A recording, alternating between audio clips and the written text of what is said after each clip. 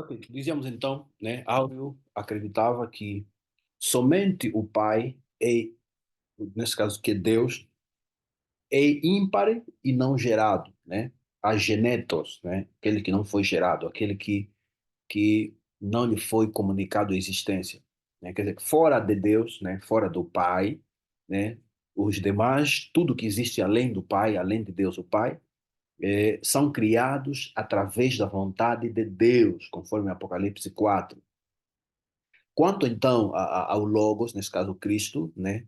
Dizia Arius dizia que Cristo é o intermediário entre Deus e o homem, ou seja, Cristo começou a existir antes do tempo, né? Mas então não seria ele eterno, né? Cristo não seria eterno porque ele teve um começo de existência, né? Houve um período na eternidade em que o Pai, nesse caso Deus, né, comunicou existência a Cristo, né? Comunicou existência a Cristo. Ou seja, existia algum tempo na eternidade em que Cristo não existia, ou Logos não existia, né? Embora que Deus já existisse, sendo Ele, nesse caso, né, sendo Deus eterno, nesse caso Cristo, nesse caso seria o evo-terno, né? Quer dizer que ele teve um começo da existência, né? E ele existe, então, desde aquele momento existe para, né, para sempre. Outro ponto também sobre o entendimento de Áureo, né? Ele dizia que o Logos, nesse caso Cristo, o Logos, foi criado por Deus, né? Ele também nasceu, nesse caso, genetos. Cristo foi nascido, Cristo foi gerado, genetos, nascido ou gerado, né? O que, segundo o entendimento de Áureo, né, isso aponta para uma filiação por adoção, que está se referindo, nesse caso, né, que Cristo é filho de Deus por adoção. E ele também dizia que o Logos, nesse caso aqui, o Filho de Deus por adoção, está se referir aqui, né, a quanto da encarnação. E ele continua dizendo, né, que o Logos, nesse caso encarnado, nesse caso Jesus Cristo, né, portanto, é inferior a Deus. Não é que Jesus seja igual a Deus, não, mas ele é inferior. Primeiro, porque ele foi gerado por Deus. Né? Então, se ele foi gerado por Deus, é porque Deus comunicou, né, a Cristo a existência. Portanto, quem comunica a existência, né, é superior àquele a quem foi dado existência. Portanto, quem não tem começo de existência é superior àquele que tem começo de existência. Okay? Então, assim, era o entendimento de Ário. Agora, é, os que se opunham, né, ao entendimento de Ário é, eram representados pelo bispo Alexandre, né, de Alexandria, e também que tinha o apoio do diácono Atanásio, né, que defendiam que Jesus não deve ser visto como criatura de Deus, mas sim como filho gerado de Deus. Portanto, como filho gerado de Deus, Jesus, ele tem a mesma natureza de Deus, ou seja, a natureza de Deus é a mesma de Cristo. Então aí vem o termo consubstancial, ou seja, Alexandre e Atanásio defendiam que Jesus é consubstancial ao Pai quanto à natureza divina, ou seja, assim como o Pai é divino, Jesus também é divino, porque a natureza do Pai está também, é a mesma que é a natureza do Filho. Dizia que esta posição era representada por Alexandre, né, que era bispo de Alexandria, e ajudado pelo diácono Atanásio, também o Marcelo de Ancira, Macário de Jerusalém, Leôncio de Cesareia, proteção Cesareia de Capadócia, Eustácio de Antioquia e alguns presbíteros representantes de Roma, né, pronto, o bispo de Roma também enviou representantes para participarem neste concílio, né, em Niceia. Pronto, então aí estavam as duas posições lançadas, uma que é a posição defendida por Áureo e seus apoiadores, que defendiam que Cristo é criatura de Deus, gerado por Deus, portanto, Deus deu existência a Cristo, portanto, Cristo é inferior a Deus. E, por outro lado, estava então Alexandre e Atanásio, que defendiam que Cristo não é criatura, mas sim é filho gerado por Deus. Se é filho gerado por Deus, então em Cristo se achava plenamente a natureza de Deus, ou seja, a natureza que se encontra em Deus, o Pai, é exatamente a mesma, é igual à natureza que se encontra no Filho. Também, além desses que eu citei aqui, participou do concílio Eusébio de Cesareia, né? Eusébio de Cesareia, Eusébio de Nicomédia e outros.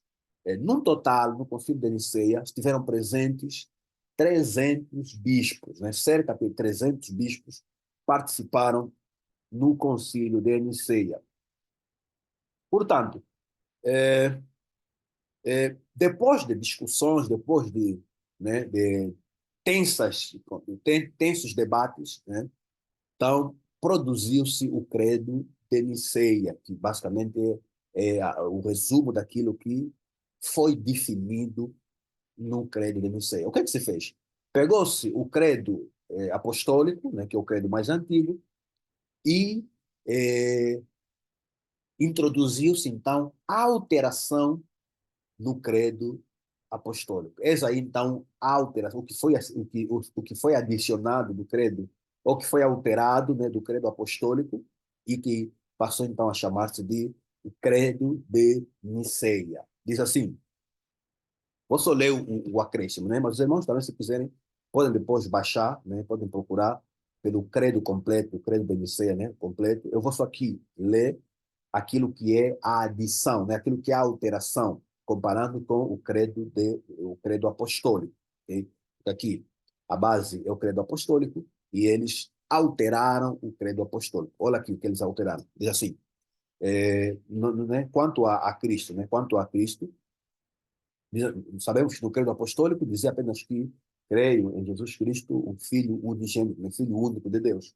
Então aqui foi alterado para o seguinte, sobre Jesus, diz assim, creio em Jesus, né, Cristo, que é da substância do Pai, né? Quer dizer que a mesma natureza, a mesma substância, a mesma essência que o Pai né? Também o Filho assim, da substância do Pai, portanto, Deus de Deus, ou seja, ele é Deus porque ele é derivado de Deus, né? Se o Pai é Deus, aquele que é gerado do Pai também é Deus. Ou seja, Cristo, então, aqui é Deus, no sentido de ser ele gerado do Pai, que é Deus. Ele continua, luz da luz. Ou seja, Cristo é luz porque ele foi gerado pela luz. E aí a lógica continua. Cristo, Deus verdadeiro, né, porque ele foi gerado de Deus verdadeiro. Cristo gerado e não criado. Aqui é o direito contraste, né, com aquilo que era a crença de, de Ário. Né? Ário cria que Jesus é criado, né? Atanásio e os seus correligionários defendiam que Jesus é gerado. Então ficou aqui, colocaram aqui no credo que Jesus é gerado e Jesus não é criado. Né? E continuaram, homousios to patre, ou seja, consubstancial ao Pai. Em outras palavras, que Jesus tem a mesma substância do Pai, ou seja, Jesus tem a mesma natureza do Pai. Assim como o Pai é, o Filho é. Se o Pai é divino, né, perfeitamente divino, quer dizer, ele tem todos os atributos divinos, o Filho também tem todos os atributos divinos. Pronto.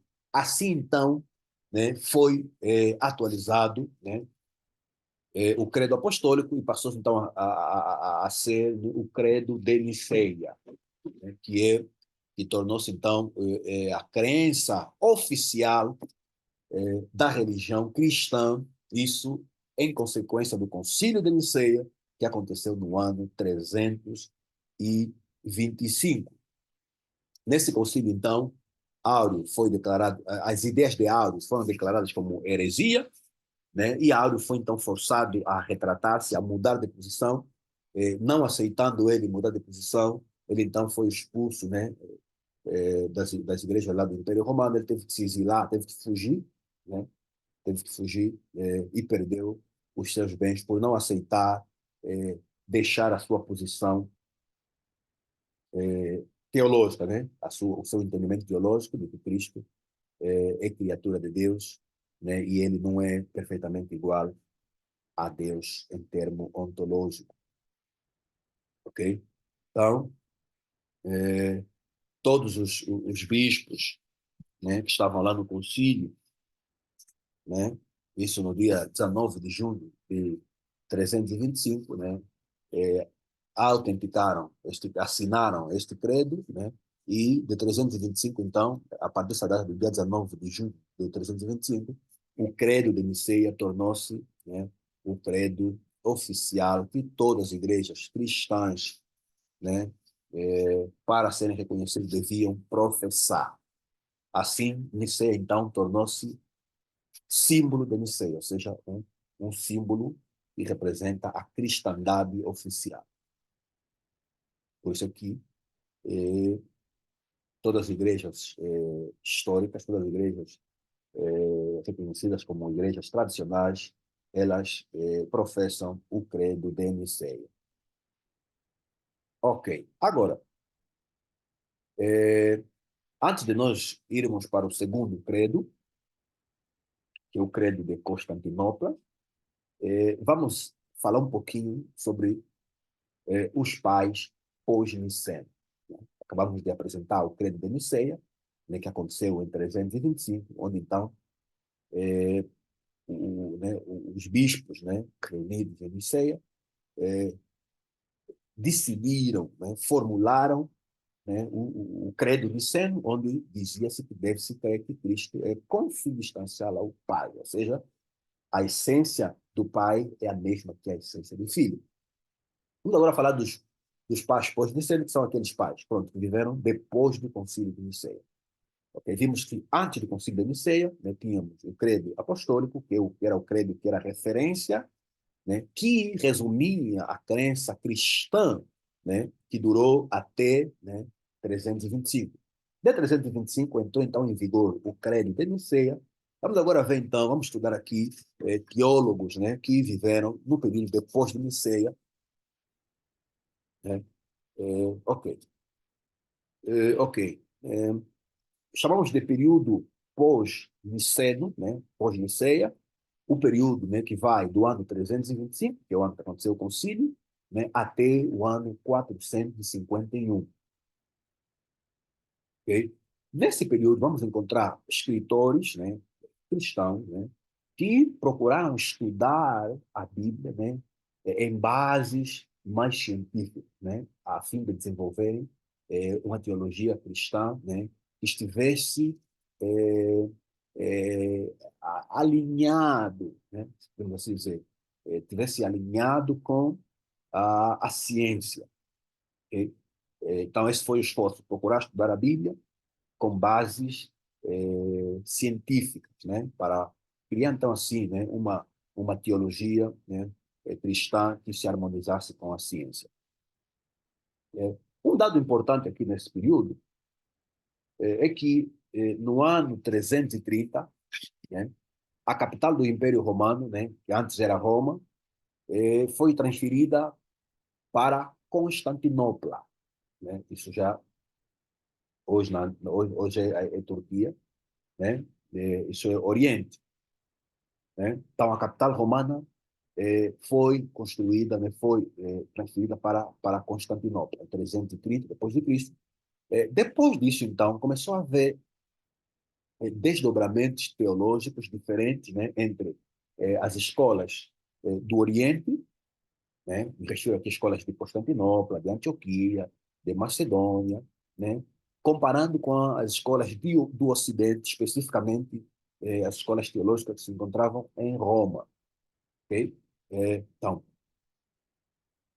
esses desdobramentos, né, teológicos, essas diferenças teológicas, de fato, elas de fato foram razões, né, da realização dos concílios que nós vimos, né, no nosso tema passado, né, porque enquanto que as escolas do Oriente, né, eles tinham como metodologia do estudo, né, partir, né, estudar o Velho Testamento e procurar interpretar, procurar entender o Novo Testamento na base da luz que temos do Velho Testamento.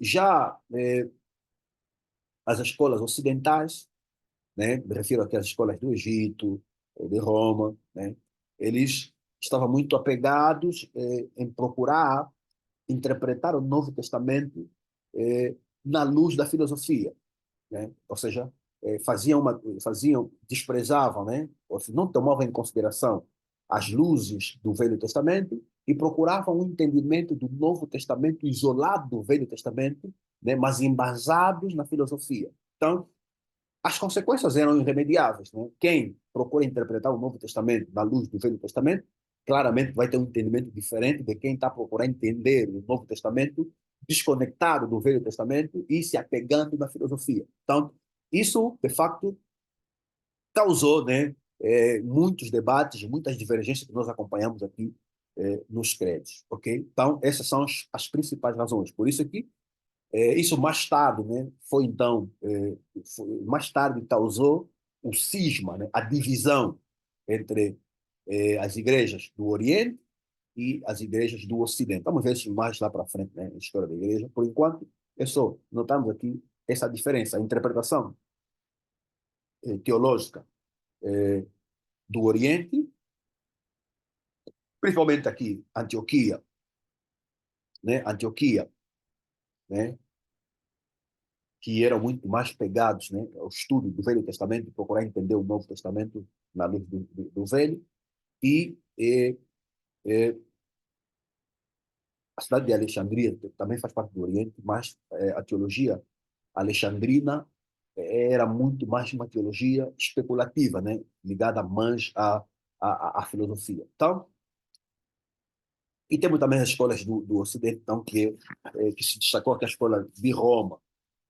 Ok, vamos aqui então citar eh, os, os pais pós-nicenos, né, que são aqueles teólogos que procuraram estudar a Bíblia, procuraram criar uma teologia cristã que estivesse em harmonia com a ciência. Temos aqui, primeiramente, né, entre os pais pós-nicenos no Oriente, né, no Oriente nós temos aqui João Crisóstomo. Esse João Crisóstomo viveu, né, do ano 347 a 407 a era cristã.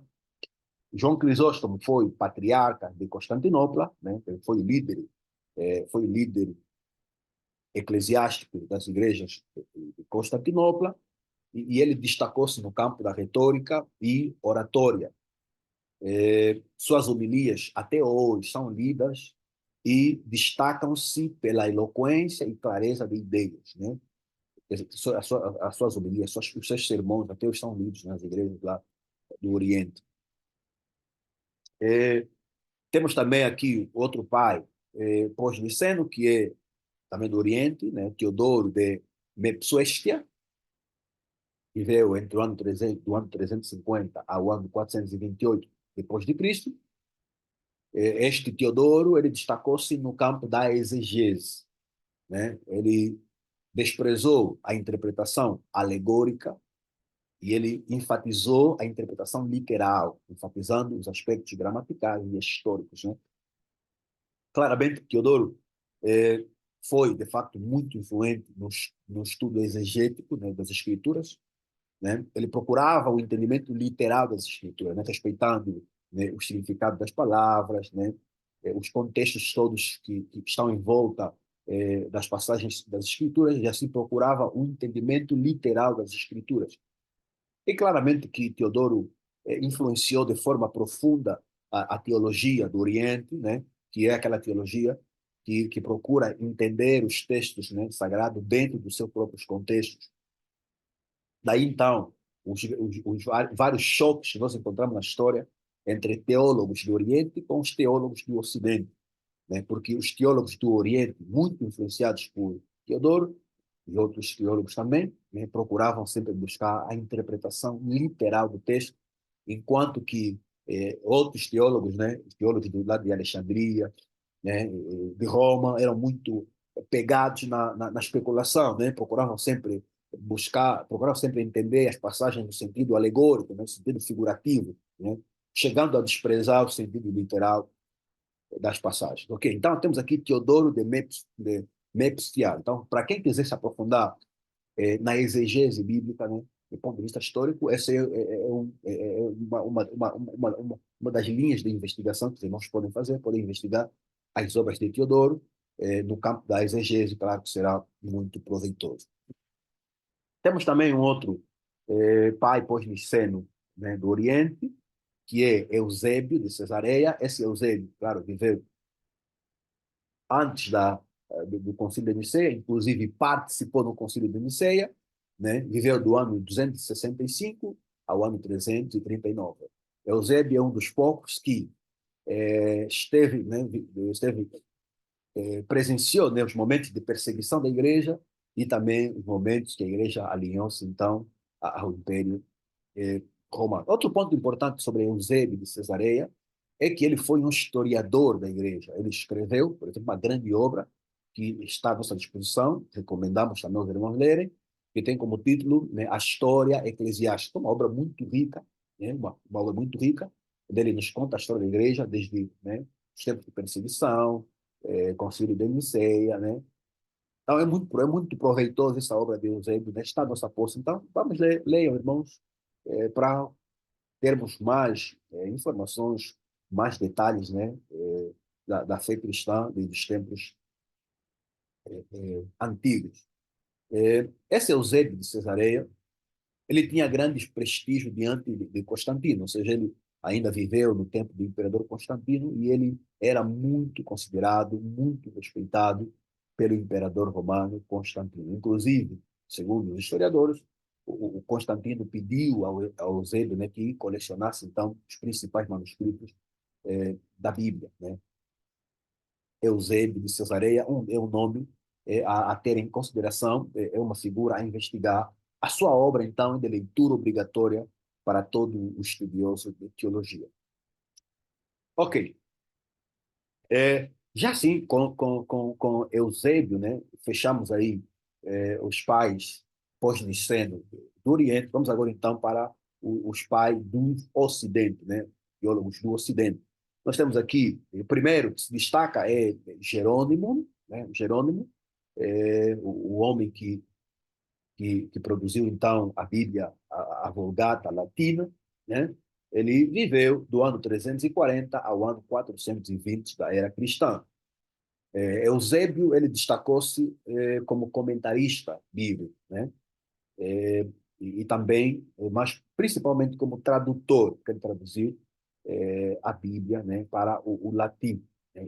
Inclusive, a versão da Bíblia que Jerônimo produziu, ou a tradução que Jerônimo produziu, tornou-se então a tradição oficial, né, da religião cristã, né, que durante muito tempo a única foi a tradição que a igreja tinha, né, permitia, né, os estudos, né, permitia, né, o seu uso nos cultos das igrejas. Então, Jerônimo se destacou nesse sentido como tradutor, né, da Bíblia para o latim e também como comentarista. Outro pai pós-niceno também que se destaca é Ambrósio de Milão. Ambrósio de Milão viveu entre os anos 340 ao ano 397 depois de Cristo. Este Ambrósio se destacou como administrador eclesiástico e pregador da palavra, né? Curiosidades sobre a sua conversão, né, são narradas pelo historiador Justus Gonzalez, né? Quem quiser pode ler a história no livro História da Igreja do Cristianismo, escrito por Justus Gonzalez, né? Ele traz à tona aqui algumas curiosidades relativas à conversão de Ambrósio de Milão. E o outro pai que se destacou, o último aqui, né, no Ocidente, entre os pais pós-niceno, é Agostinho, né? Chamado Agostinho de Hipona. Agostinho, ele viveu do ano 354 ao ano 430 depois de Cristo. Agostinho era filósofo, né? É, e um dos escritores mais influentes, né, da sua época no seio cristão, no Ocidente. Ele combateu, né, é, muitas doutrinas, como o maniqueísmo, o donatismo e o pelagianismo, né? Na verdade, Agostinho é basicamente né, o culpado, não vou usar o termo culpado, né? Ele é o autor, né, das bases da teologia calvinista. Na verdade, Calvino, que ele fez, estudou as obras de Agostinho, né? Com base nas obras de Agostinho, ele apenas desenvolveu o pensamento agostiniano, né? Agostinho foi teólogo também e foi comentarista bíblico. Ele escreveu muitos comentários a respeito das escrituras sagradas. A influência de Agostinho se faz sentir não só entre os católicos, protestantes, mesmo também entre filósofos seculares, porque ele foi também grande filósofo. Ok, assim então fechamos aqui os dados sobre os pais pós-Niceno. Vamos então avançar com os concílios ecumênicos. Falamos já do concílio de Niceia, que aconteceu em 325, que é o primeiro concílio. Vamos agora falar do segundo concílio ecumênico, que é o concílio de Constantinopla, chamamos de primeiro concílio de Constantinopla, isso porque em Constantinopla aconteceram vários concílios. Então, este é o primeiro concílio que aconteceu em Constantinopla, especificamente no ano de 381 da era cristã. Esse concílio foi convocado pelo imperador romano Teodósio. Atenção que aqui já a Constantinopla era então a capital do Império Romano, portanto, foi a cidade escolhida para acolher este concílio. É o primeiro concílio que aconteceu na cidade de Constantinopla, né? Convocado pelo imperador romano Teodósio. Aqui, o imperador Teodósio, né, tinha o seu palácio já em Constantinopla. A reunião, né, as reuniões de debates, né, aconteceram na igreja de Santa Irene, isso do mês de maio ao mês de junho de 381, né, era cristã, depois de Cristo. Portanto, o primeiro concílio de Constantinopla é considerado como sendo o segundo concílio ecumênico, segundo concílio universal, segundo concílio do cristianismo, da cristandade, porque é o segundo concílio que reuniu representantes, né, de todas as igrejas que se encontravam espalhadas, né, no Império Romano.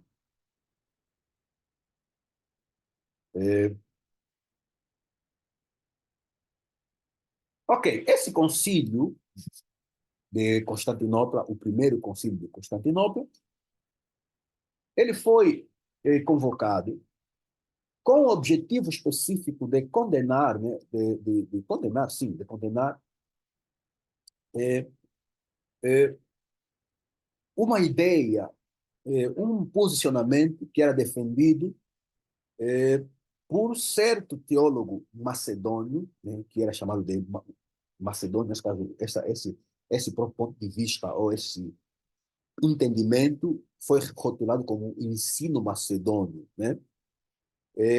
Que dizia, era sobre o Espírito Santo, a questão do Espírito Santo, né? Esses macedônios defendiam o seguinte, né? Diziam que o Espírito Santo era criatura de Deus, né? Pois diziam eles que o Filho, né, nesse caso Jesus, é criatura do Pai, né? Então, Jesus, criatura do Pai, O Pai, né, tinha então o Espírito Santo na conta de criatura do Filho. Ou seja, o Pai criou o Filho, né, e o Filho criou o Espírito. Ou seja, o Pai criou o Espírito Santo por meio do Filho. Ele ia gerar isso. Então, eles assim diziam que basicamente, o Espírito Santo era um dos espíritos servidores, né? Assim como os anjos são espíritos, né? Então, eles entendiam que o Espírito Santo é um dos espíritos que presta serviço a Deus. Quer dizer que é como os anjos, ou seja, a diferença entre o Espírito Santo e os anjos, diziam eles, né? Defendiam os macedônios, era que o Espírito Santo, né, ele tinha em termos de função, né, tinha uma função superior àquela que os anjos têm, mas que em termos de natureza, né, em termos de, da essência, né, ontológica, é a mesma, né, é a mesma dos seres, chamamos os seres angelicais, são. Ou seja, a diferença é apenas em graduação, nesse caso em função. Então, esse concílio reuniu para debater esse posicionamento, né, dos macedônios. E o principal, é, né, a base para a refutação, né, deste entendimento dos macedônios foi os argumentos deixados, né, os argumentos de Atanásio, né? Quando Atanásio debatia com o arianismo, né? Ele defendia que Cristo não é criatura, mas que Cristo é divino, é consubstancial com o Pai. Ou seja, Atanásio deixou escrito que Cristo é da mesma substância com o Pai. Portanto, e que também, né, nesse caso, o Espírito Santo é consubstancial também com o Pai e com o Filho. Okay?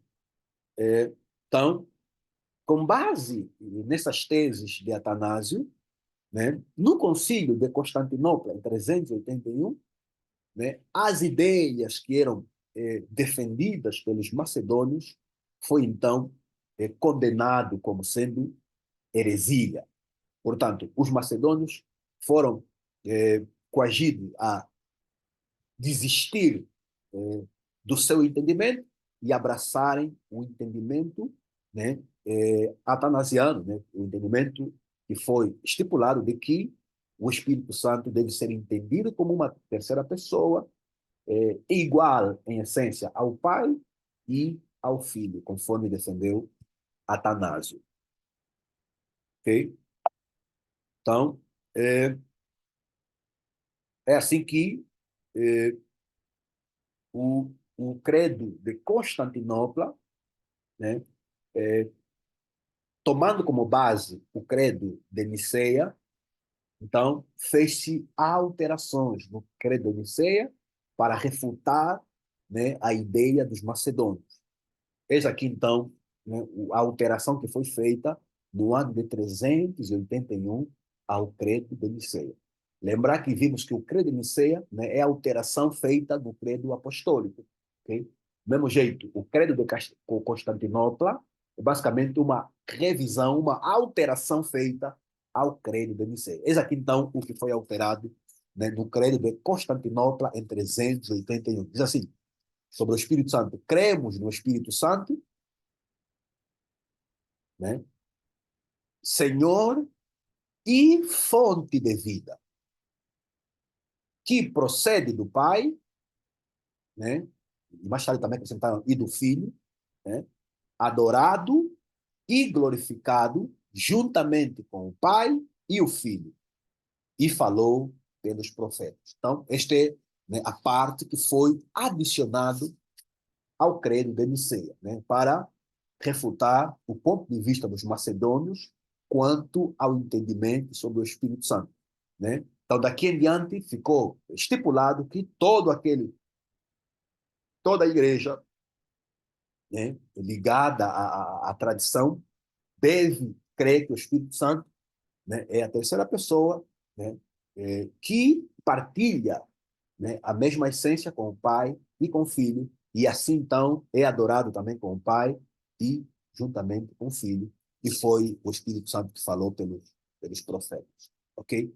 Assim então reza o credo de primeiro o credo de primeiro, né, credo de Constantinopla. Ok, não levou muito tempo. Aconteceu então o concílio de Éfeso, também o primeiro concílio de Éfeso, porque aconteceram outros concílios em Éfeso, que foram concílios locais, mas o primeiro concílio de Éfeso, né, é considerado como um concílio ecumênico. Quanto ao concílio de Éfeso, esse concílio, de fato, aconteceu na cidade de Éfeso, né? É, esse concílio aconteceu entre os dias 22 de junho até 31 de julho do ano 431 e foi convocado mais uma vez, né? Foi convocado desta vez pelo imperador romano Teodósio II, né? E ele aconteceu na igreja de Maria, né, na cidade de Éfeso, na Anatólia, que é o local em que aconteceu este concílio, né, o primeiro concílio de Éfeso. Mais uma vez, o concílio de Éfeso foi convocado para debater questões cristológicas. Mais uma vez aqui, o assunto continuava a ser o entendimento sobre a pessoa de Jesus.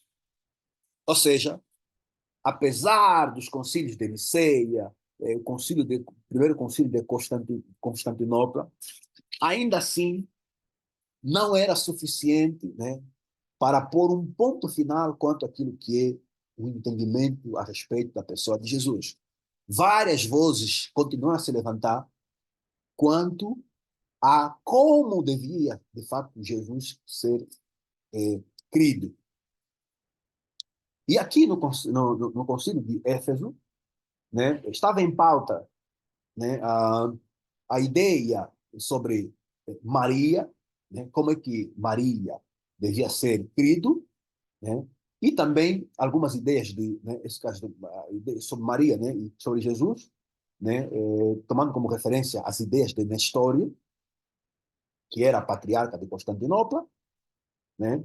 Então, nesse concílio de Éfeso, estiveram presentes 250 bispos. Ok, o concílio de Éfeso, nesse caso, o primeiro concílio de Éfeso, né, é reconhecido tanto pelos católicos, né, pelos católicos romanos, também é reconhecido pela igreja, pelos ortodoxos, e também pelos velhos católicos. Aqui a expressão velhos católicos, né, são católicos, né, são católicos que não reconhecem a autoridade papal, né, na questão de definição daquilo que é a fé e aquilo que são regras morais, né? Esses católicos aqui, chamamos de velhos católicos, não reconhecem no Papa a autoridade de definir, de ditar, né, de ditar aquilo que os cristãos devem professar, né, aquilo que deve ser a moral cristã. Então, esses são chamados de velhos católicos. Né? Eles também creem nesse credo, de Éfeso. Os anglicanos, né, a Igreja da Inglaterra, também crê, assim como os luteranos, né, também creem no credo de Éfeso. Ok, o que acontece? É, pronto, Nestório, nesse caso, que era patriarca de Constantinopla, ele defendia que Cristo não seria uma pessoa única. Né? Nestório entendia que Cristo ele tinha duas personalidades. Segundo Nestório, Cristo tinha uma personalidade divina e uma personalidade humana. Então, na visão de Nestório, Cristo tinha, né, era um ser humano e também era um ser divino. Ou seja, em Cristo havia dois seres que, né, habitavam, né, no mesmo corpo, na mesma pessoa, o ser divino e o ser humano. Então, com isso, Nestório ensinava que, na verdade, Maria, ele nasceu, né, o Jesus humano, né, o lado humano, aquele Jesus, né, humano, é que Maria nasceu. Portanto, ele dizia que Maria deve, então, devia ser reconhecida como sendo mãe de Cristo, né? Mãe de Cristo, né? Ou mãe do homem, nesse caso, do homem Jesus. Segundo Nestório, não era correto chamar Maria de mãe de Deus, porque, segundo ele, Maria não nasceu Deus, mas sim Maria nasceu o Cristo humano. Okay? Essas, então, eram as ideias do bispo Nestório, bispo de Constantinopla, né, que ocasionou este concílio em Éfeso. Né? O principal, ou seja, os adversários de Nestório, né, que eram liderados por Cirilo, Cirilo era patriarca de Alexandria, né? Cirilo e aqueles que de fato o seguiam, consideravam que a ideia, o posicionamento de Nestório não poderia ser aceitável. Né? Então, na visão deles, Nestório tinha que abandonar essa ideia de que Jesus tinha duas personalidades, uma humana, uma divina, e de que Maria só nasceu a personalidade humana de Jesus. Na visão de Cirilo, isso era um erro que devia ser abandonado. Okay? É assim que, então, nesse concílio, depois de debates, este concílio, então, decidiu condenar as ideias de Nestório, né, como sendo errôneas, e abraçaram as ideias definidas por Cirilo, né, que, então, assim, estipulou-se o seguinte, né, as ideias de Nestório foram decretadas como sendo erradas, né, era que diziam que Jesus pronto, na conclusão que se chegou, né, naquilo que se definiu, né, nesse concílio de Éfeso, disse então que Jesus era apenas uma pessoa e não duas pessoas. Né? Jesus era apenas uma pessoa. Aí vem então o termo hipóstase. Né? Jesus devia ser crido como uma hipóstase, né? E não duas pessoas separadas, né? Ainda que ele possuísse duas naturezas. Ou seja, segundo o concílio de Éfeso, Jesus tem uma personalidade, quer dizer que ele é uma só pessoa, mas essa uma pessoa tem duas naturezas, né? Tem a natureza humana e a natureza divina. Ou seja, as duas naturezas, a natureza humana e a natureza divina, combinam-se para formar a única pessoa que é Jesus, o Cristo. Pronto, isso é que foi definido quanto à pessoa de Jesus. Agora, quanto a Maria, né, foi definido então que Maria, nesse caso a Virgem Maria, né, devia ser chamada de Theotoko. Theotoko, que quer dizer que, essa é uma palavra grega que significa mãe de Deus. Ou seja, quer dizer que Maria foi portadora de Deus, ou seja, Maria nasceu Deus. Né? Então, Maria, mãe de Deus. Daí, então, nasce, né, o dogma, né, aquela reza católica, né, que repete Maria, Santa Maria, mãe de Deus. Né? Essa expressão, ela deriva, né, do credo de Éfeso, né, que definiu que Maria é Theotokos, Maria é mãe de Deus. Okay? Então, a partir do concílio de Éfeso, né, esta, então, são, são os entendimentos sobre Jesus e sobre Maria. Ok? Se vocês tiverem qualquer dúvida adicional, já sabem que devem mandar vossas dúvidas no grupo do WhatsApp, nós teremos todo o prazer em responder. Ok. Fechando assim, então, o concílio de Éfeso, vamos agora para o concílio seguinte, né, que é o quarto concílio ecumênico, que é o famoso concílio de Calcedônia. Concílio de Calcedônia. Né? Concílio de Calcedônia, isso aconteceu na cidade de Calcedônia, né? E isso é na Ásia Menor, no ano de 451. O concílio de Calcedônia, mais uma vez, foi convocado porque ainda assim havia divergência no meio do cristianismo quanto à compreensão da pessoa de Jesus. Mesmo com o credo de Éfeso, ainda assim as vozes contradizentes não haviam cessado. Então, 451 foi convocado o concílio de Calcedônia. Esse concílio de Calcedônia, ele aconteceu, né? Ele aconteceu por causa de um concílio regional, que é chamado de Segundo Concílio de Éfeso, que havia acontecido no ano 449, que também é chamado de Sínodo do Ladrão, né? Onde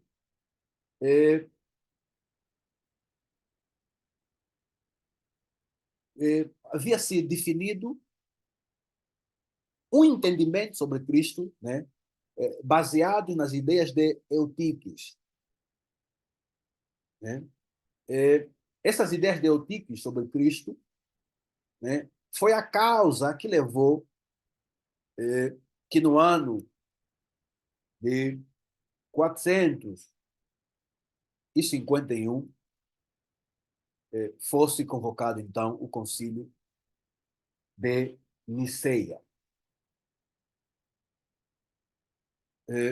Mais uma vez, partiram, né, como ponto de referência o concílio de Niceia, né, de 325, e dali, então, também pegaram aquilo que foi acrescentado no concílio de Constantinopla, em 381, né, e também tomar em consideração algumas cartas que Cirilo de Alexandria, né, havia mandado para o Papa Leão, as cartas de Cirilo de Alexandria e as cartas do Papa Leão I, né, que haviam enviado para o imperador Flaviano de Constantinopla.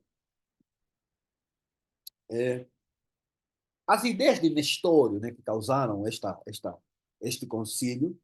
Nestório, em 428, ele era também um teólogo, era oriundo de Antioquia. Estamos a ver aqui que Antioquia, o pessoal, né, a igreja, os crentes de Antioquia e Macedônia foram sempre os motivos, né, de controvérsias que causaram os concílios, porque a metodologia de estudo né, dos teólogos, dos cristãos de Antioquia e Macedônia, era diferente da metodologia de estudo dos irmãos de Alexandria e de Roma, que era muito apego à filosofia. Então, aqui temos Nestório, que era mais alguém, né, oriundo da Antioquia, né, que ele tinha um entendimento de que em Jesus, né, havia duas naturezas, né, após a sua encarnação. Dizia ele que em Jesus havia a natureza divina, né, que basicamente partilhava a essência do Pai, né, quer dizer, pela natureza divina, Cristo partilhava a essência do Pai, e pela natureza humana, né, aquele cujo histórico é narrado no Evangelho, ele então partilhava a natureza humana, né, chorava, sentia dor, sofreu a crucificação. Portanto, aqui Nestor entendia que em Cristo, então, havia, portanto, duas vontades, né? Havia vontade divina, que é aquela que era, de facto, consequente da sua partilha da natureza divina com o Pai, e a natureza humana, que é adivinha, então, da sua identificação com a humanidade. Com isso, Nestor defendia que Maria não devia ser chamada de mãe de Deus. Não, mas sim mãe de Cristo. Mãe de Cristo. Okay? Mãe de Cristo, não mãe de Deus. Porque, segundo Nestor também, Maria não nasceu Deus, não nasceu o Cristo divino. Não, Maria nasceu o Cristo humano. Então, esta posição de Nestório, né, de facto, é, foi contrariava aquilo que se encontrava no credo de Éfeso, né, e fez com que, então, acontecesse o concílio de Calcedônia, que, basicamente, é o último concílio que reuniu para tratar assuntos cristológicos, né? E nesse concílio, então, temos aqui aquilo que foi definido como crença que todos deviam aceitar a respeito de Jesus. Diz assim o credo de Calcedônia. Eu coloquei o credo, né, na sua íntegra. Diz assim: todos nós, perfeitamente unânimes, ensinamos que se deve confessar um só e mesmo Filho, quer dizer, que Cristo como uma só pessoa, nosso Senhor Jesus Cristo, perfeito quanto à divindade, ou seja, ele é perfeitamente divino, assim como o Pai é, ou seja, ele é igual ao Pai em termos de natureza, de acordo com esse documento, perfeito quanto à humanidade, ou seja, ele é perfeitamente igual ao Pai e perfeitamente igual a nós, os humanos. Verdadeiro Deus e verdadeiro homem. Ou seja, Deus e homem ao mesmo tempo, constando de alma racional e de corpo. E continua o credo. Né?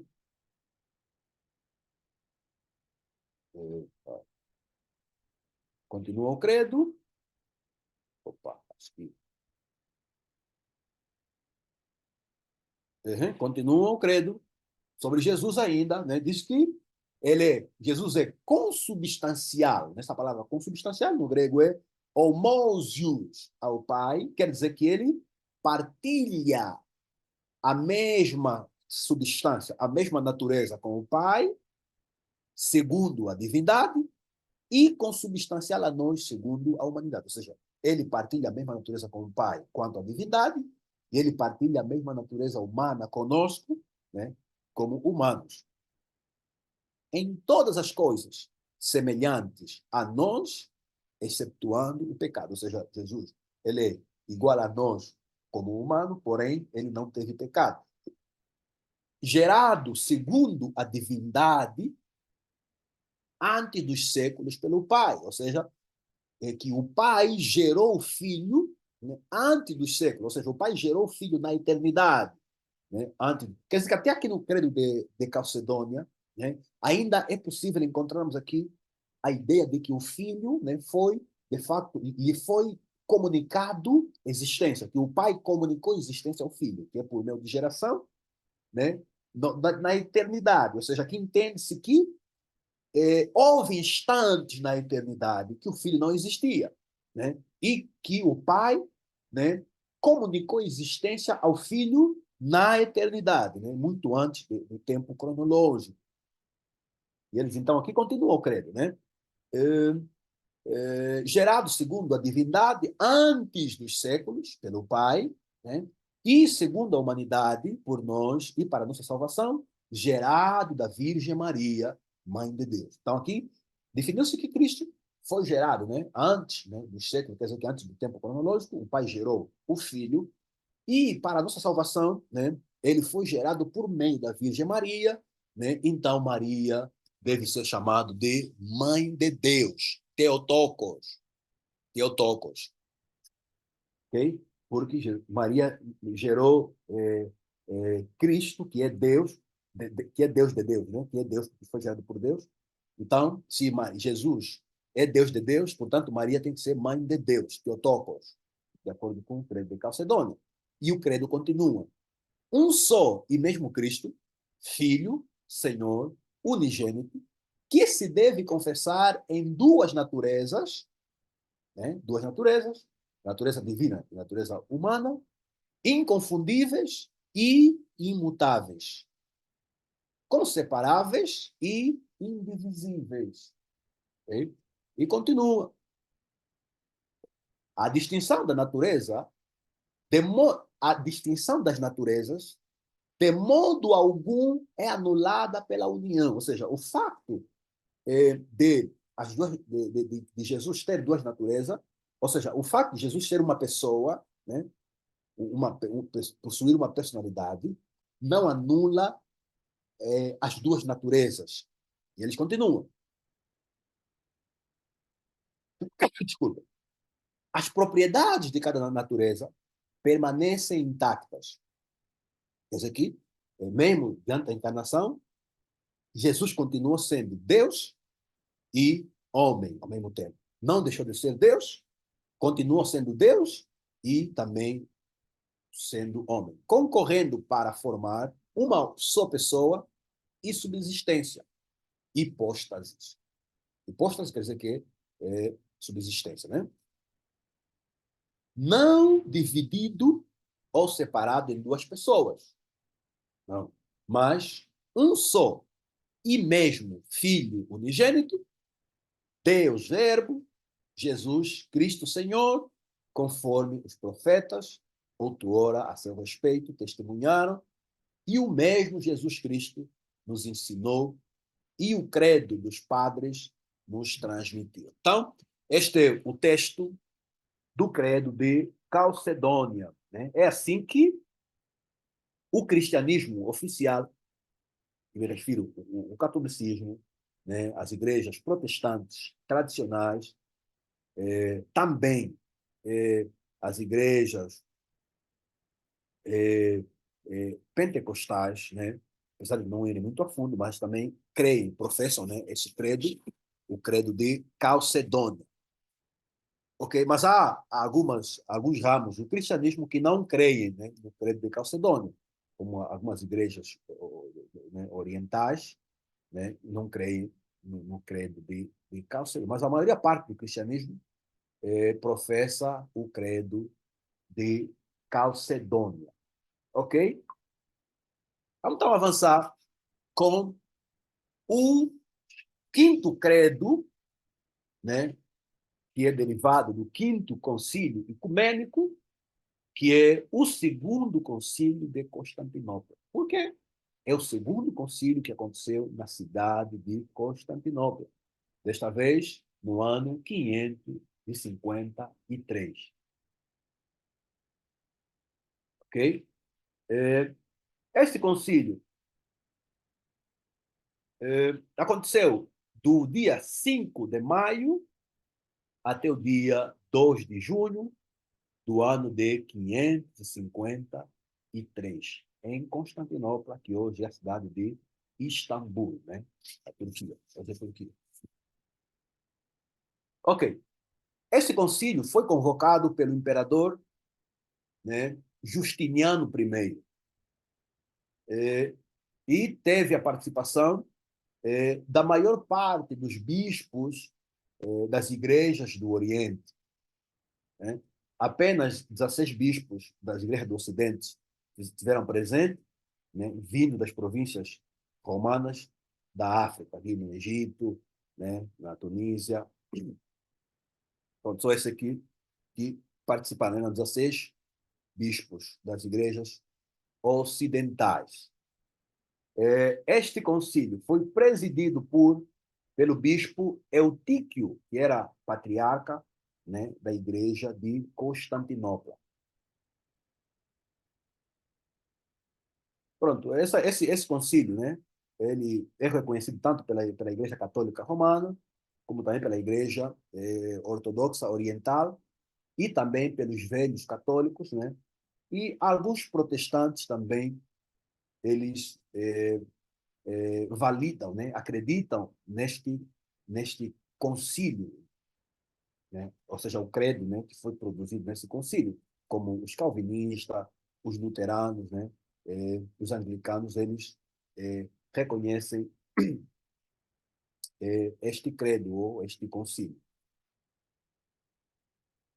O principal objetivo desse concílio foi para condenar, né, condenar um edito, né, um documento que era para condenar, ou para confirmar, desculpa, era para confirmar o decreto né, de 551 do imperador Justiniano, né, contra um documento que era conhecido como os Três Capítulos. Neste documento, a ideia era deixar claro que a grande igreja, né, que era a igreja do império, essa igreja oficial, essa igreja católica romana,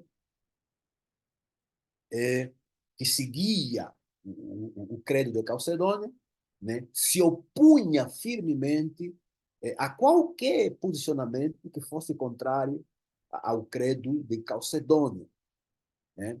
E aqui, né, eles se opunham, a igreja oficial do império se opunha firmemente contra aqueles que seguiam as ideias de Nestório, né, que eram os nestorianos, né, que eram apoiados pela igreja de Antioquia, né, inspirados pelos ensinamentos de Nestório. Então, a igreja do império quis deixar claro que as ideias de Nestório eram anatemizadas, ou seja, eram condenadas pela igreja oficial. Então, esse foi o objetivo principal que levou à convocação desse concílio de Constantinopla em 553.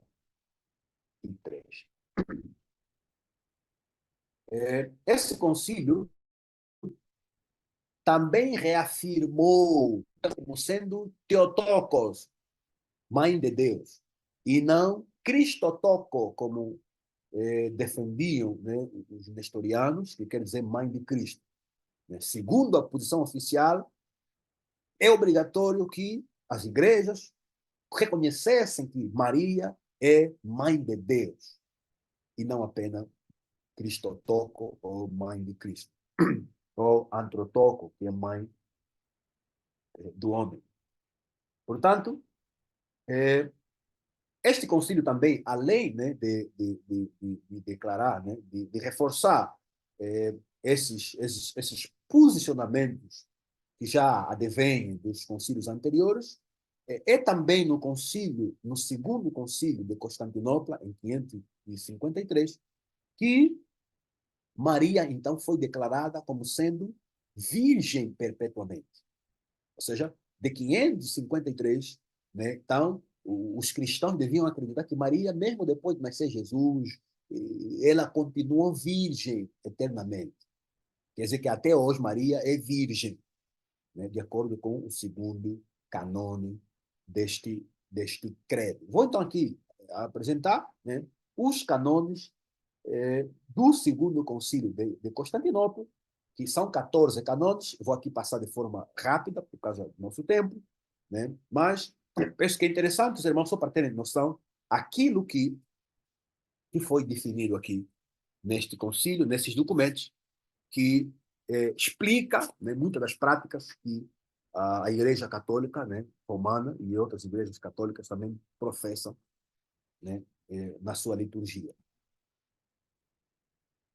Eis aqui, então, o primeiro canone, né, do credo de no segundo, né, o credo de Constantinopla, né, segundo, de 553, diz assim: se alguém não reconhece a única natureza ou substância, né, que é a ousia do Pai, Filho e Espírito Santo, sua única virtude e poder, uma trindade consubstancial, uma só divindade adorada em três pessoas, três hipóstases. Ou seja, Aqui, no Concílio de Constantinopla, no segundo Concílio de Constantinopla, ficou claramente estipulado, né, que devia se adorar Deus em trindade, ou seja, uma ousia, que é uma substância, uma essência, né?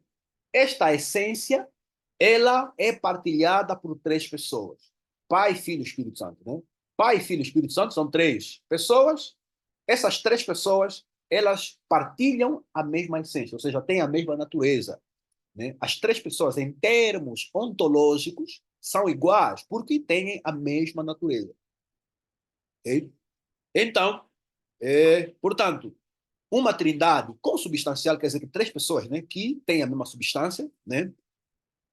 Uma só divindade adorada em três pessoas, né? Uma natureza, que é a natureza divina, segundo eles, que é adorada em três pessoas. Pai, Filho e Espírito Santo são três pessoas distintas, mas que, na verdade, eles partilham a mesma natureza. Ou, né? E aí, então, vai. Né? Então, qualquer um que negar, segundo aqui esse documento, né, que negar essa trindade, né, deve ser considerado de anátema. Qualquer que negar que existe uma essência divina que é partilhada por três pessoas, quem negar isso deve ser anatemizado, deve ser considerado de herege. Eles continuam, né? Continua aqui o canônico 1. Porque existe um só Deus e Pai, do qual procedem todas as coisas, e um só Senhor Jesus Cristo, através do qual são todas as coisas. E um só Espírito Santo, no qual estão todas as coisas. Portanto, este é o caminho número 1. O segundo concílio de Constantinopla, né? O segundo credo de Constantinopla, de 553. O segundo canônico diz o seguinte: se alguém não confessa que há duas concepções do Verbo de Deus, uma antes dos tempos do Pai, intemporal e incorporal, e a outra nos últimos dias, concepção da mesma pessoa que desceu do céu e foi feito carne por obra do Espírito Santo e da gloriosa genitora de Deus, e sempre Virgem Maria, e que dela nasceu, seja anátema. Ou seja, aqui no segundo canônico, é para reafirmar que todo cristão devia crer que Jesus é uma pessoa que tem, né, duas naturezas, e que a divindade de Cristo, Cristo como divino, ele foi gerado por Pai antes do tempo cronológico, né? Na eternidade, o Pai gerou o Filho, né? E nos últimos dias, por meio de Maria, né? Então, o mesmo Cristo foi gerado no ventre de Maria, sendo então ele divino e homem ao mesmo tempo. Portanto, Maria, então, devia ser crida como mãe de Deus, né? Geradora de Deus, de acordo com o canônico número 2 do segundo concílio de Constantinopla. Portanto, aqueles que defendem, né, que Cristo, que Maria é mãe de Deus, que Cristo é Deus, homem, devemos nos lembrar que eles estão a se referir, estão a se posicionar com base, né, no credo de Constantinopla, que é uma consequência do credo de Calcedônia, do credo de Éfeso, que começa com o credo de Niceia. Portanto, é um posicionamento que começou a ser desenhado do concílio de Niceia, né, e se estende até aqui o concílio de Constantinopla, né, de 553. Esse é o segundo canônico, que é sobre Jesus. O terceiro canônico também é sobre Jesus, né? Então, pronto, assim vão, né? São vários canônicos que vão até o canônico 14. Os irmãos podem depois ler, né? Então, aqui os canônicos todos. Quero aqui relevar aqui, também é nesse concílio, já no ano de 553, que o grande teólogo da igreja de Antioquia, Teodoro de Mepstia, né? E todas as suas obras foram também condenadas como heresias.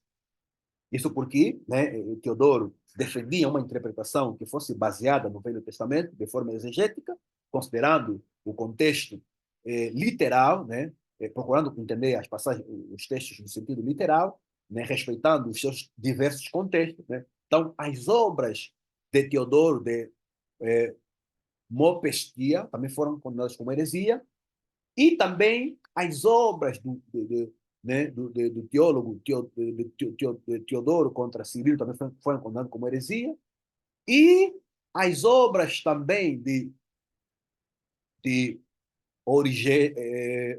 Orígenes também foram condenados como heresia, assim como as obras de Cirilo, as obras de Teodoreto, né, que escreveu contra Cirilo, né, de Alexandria, também foram considerados como heresia. Ou seja, em palavras mais simples, né, neste concílio, né, considerou-se a teologia de Antioquia como sendo herética, como heresia, como sendo erro, e abraçou-se a teologia de Alexandria, né, e de Roma como sendo a posição correta, que é aquela teologia que se apega na especulação, que se apega na filosofia, né, para a interpretação das escrituras sagradas. Infelizmente, esta é a posição que prevaleceu e este é o caminho que o cristianismo abraçou até hoje, o caminho da especulação, o caminho da tradição baseada no pensamento humano, desprezando, né, a revelação divina, desprezando a luz que o Velho Testamento nos fornece, né, que são bases para nós entendermos corretamente o Novo Testamento, né?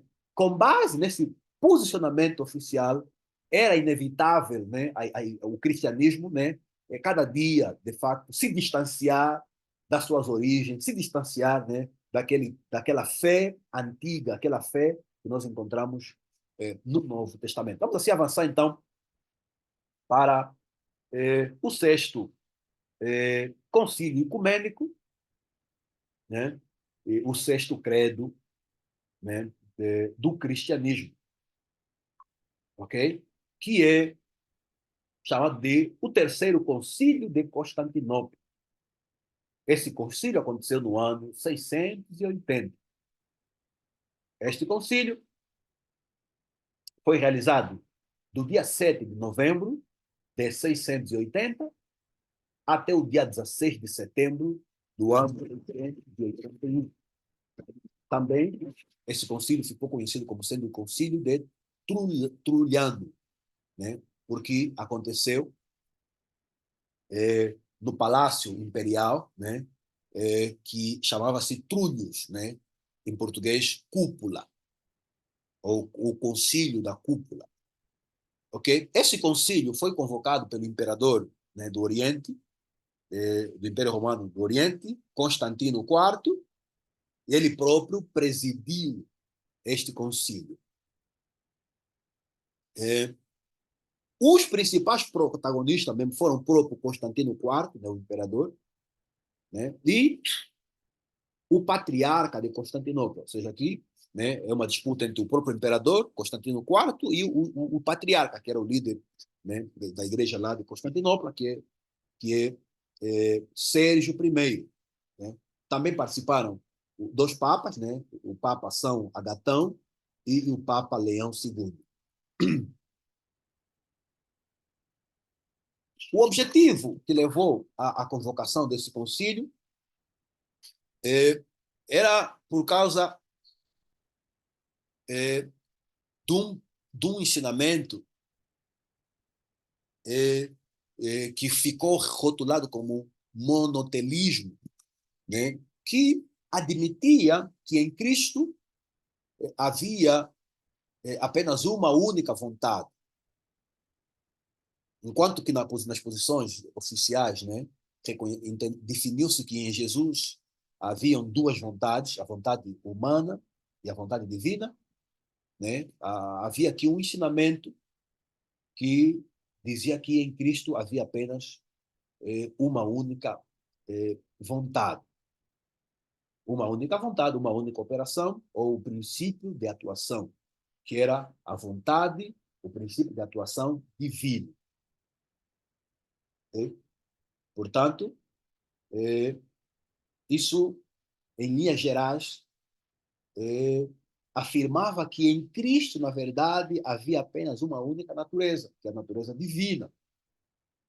Isto era um choque contra aquilo que era o oficial, né? Que definiu-se que em Jesus havia duas naturezas, apesar dele ser uma pessoa, mas dentro dele tinha duas naturezas, a natureza humana e divina. Então, aqui, o monotelismo traz novamente a ideia de que em Jesus havia apenas uma natureza e que era apenas a natureza divina, que era o Logos, né? Ele dizia que a única natureza, que é o Logos, que é a natureza divina. Então, nesse concílio, analisou-se esta ideia e ela foi refutada, né? Foi refutada, e a refutação dessa ideia da vontade única foi feita com base nos argumentos de Atanásio, né? Em seu comentário, né? No comentário de Atanásio sobre o texto de Mateus, capítulo 26, versículo 39, né? Dizia assim Atanásio: Jesus manifesta ali, nesse caso, nessa passagem, duas vontades. A vontade humana, que é da carne, e a vontade divina, que é de Deus. A vontade humana, sentir fome, né? É, sentir sede, né? E a vontade divina é aquela de querer fazer a vontade do Pai. Então, continua assim, então, que a vontade humana perde por causa da fraqueza da carne, né? A distância do sofrimento. No entanto, a vontade divina está disposta. Então, com base nessas passagens de Atanásio e também uma outra passagem de São João né, Damasceno, né, que diz, segundo São João Damasceno, dizia o seguinte: existem em nosso Senhor Jesus Cristo, segundo a diversidade das naturezas, duas vontades, não contrárias. Duas vontades não contrárias. Nem a vontade natural, nem a faculdade natural da vontade, nem as coisas que estão naturalmente sujeitas, nem o exercício natural da mesma vontade são contrárias à vontade divina. Ou seja, de acordo com São João Damasceno, em Cristo havia a vontade divina e a vontade humana. E as duas agiam em harmonia. A vontade humana se sujeitava à vontade divina, estava em harmonia com a vontade divina. Então, assim ficou estabelecido, né, nesse terceiro concílio de Constantinopla, que devia se professar que em Jesus haviam duas vontades, humana e divina, e não apenas uma vontade, né, como se pretendia passar. Ok. Finalmente, então, vamos assim apresentar o último credo, né? Que é pronto, aqui dos sete, né? Porque aconteceram muitos outros, mas aqui dos primeiros sete concílios, temos aqui então o último concílio, que é o quarto concílio, que é o sétimo concílio, desculpem, que é o segundo concílio de Niceia, aconteceu no ano 787. Esse concílio foi convocado pela imperadora, ou pela imperatriz, desculpem, pela imperatriz Irene.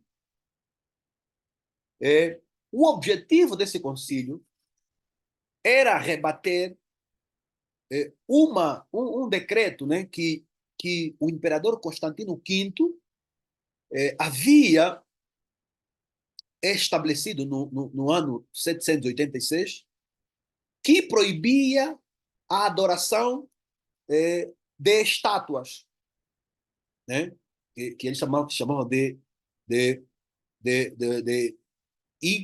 iconoclasta, né? Estátua, os bonecos, chamam de bonecos sagrados, né? Estátuas sagradas, né?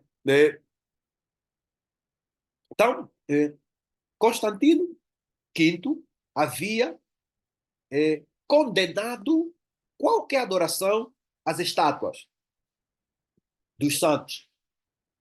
Então, Irene, olhando na crise que os iconoclastas estavam a passar, porque as pessoas não compravam mais os seus bonecos, as suas estátuas, então, isso teve, de fato, influência negativa, né, na economia dessas pessoas que tinham essas imagens como fonte de renda.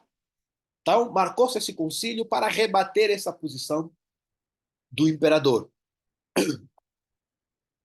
É assim, então, que neste segundo concílio de Niceia, né, que foi realizado na igreja de Santa Sofia, em Niceia, né, no, é, começou no dia 24 de setembro, o concílio, né, onde debateu-se a questão das imagens, e, em conclusão, então, esse concílio deliberou favorável, né, à prática de culto às imagens, né? Declarou que as imagens fossem permitidas, né? A adoração às imagens fossem permitida. Assim, no ano 787, o culto às imagens foi restaurado e permanece no meio da Igreja Católica, tanto católica romana como católica do Oriente, que é ortodoxa, né? Até os dias de hoje, né? Fruto do segundo concílio de Niceia, que aconteceu no ano 782. Fechamos assim, então, aqui o estudo sobre os principais concílios e credos ecumênicos, né? Fica patente, né, né, como é que diversos ensinamentos, diversas práticas foram sendo introduzidos no seio do cristianismo, claramente não com base nessa escritura, mas sim com base nessas definições, nesses conceitos humanos, né, que foram feitos nesses concílios. Claro que tomando em consideração vários interesses aqui, interesses políticos, econômicos, sociais, e etc, etc. Vamos parar por aqui quanto à questão dos principais credos ecumênicos e os concílios, né? Na aula 5, vai ser a última aula, vamos falar então dos principais, das principais confissões de fé do cristianismo, particularmente no protestantismo, né? Vamos falar das confissões de fé. Ok, então, até a próxima aula. Graça e paz.